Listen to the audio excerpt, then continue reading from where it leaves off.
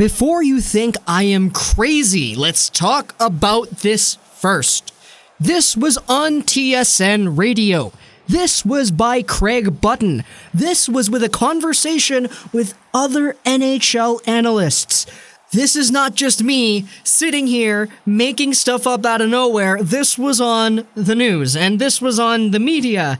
And when I saw it pop up on Twitter, I was like, oh my goodness, they're really going there, eh? Should the Toronto Maple Leafs consider a William Nylander for Brandon Saad trade? Oh man, it's an interesting topic.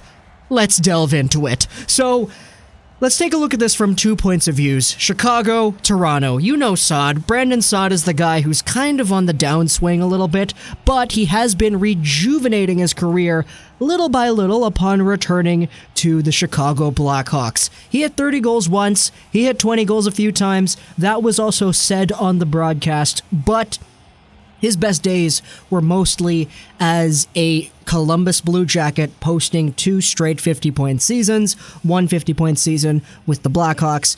He's back on the Blackhawks with 10 points in 19 games right now. Now, the argument that was brought up for the Chicago point of view was you kind of wanted to get rid of Saad because of that $6 million.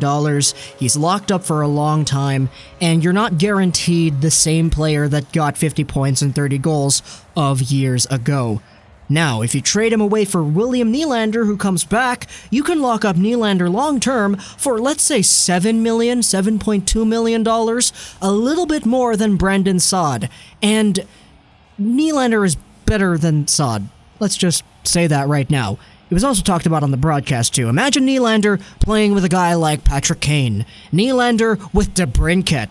Nylander with a Jonathan Toews. That would be pretty darn cool now, wouldn't it?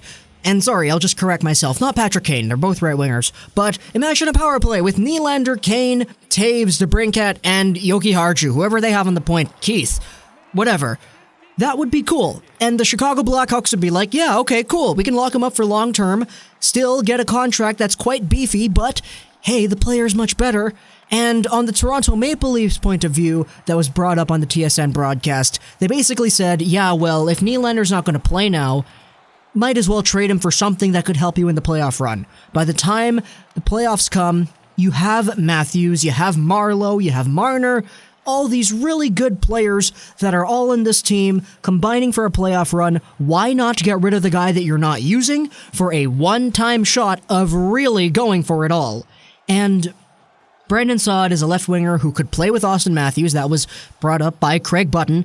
Now, no doubt, Saad playing with Matthews would be pretty good, but at the same time, the argument was also brought up on the broadcast that Saad has played with good players before. In fact, he posted 53 points with the Blue Jackets twice, not playing with Panarin because, they're both left wingers.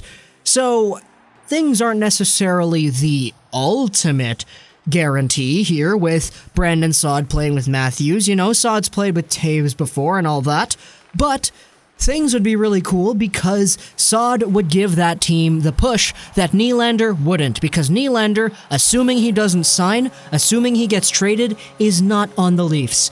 Having a Leafs team with no Nylander and no Saad is undeniably worse than having a team with no Nylander, yet with a Brandon Saad.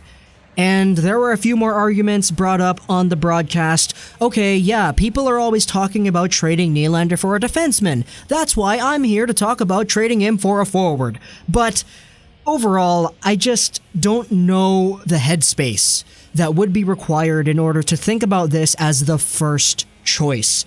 Because there are obviously other offers out there for Nylander, and I think it was mentioned on the broadcast too that you're not going to get full value for Nylander. Nylander locked up at 7x7 is not going to get the same amount of trade value back as Nylander right now.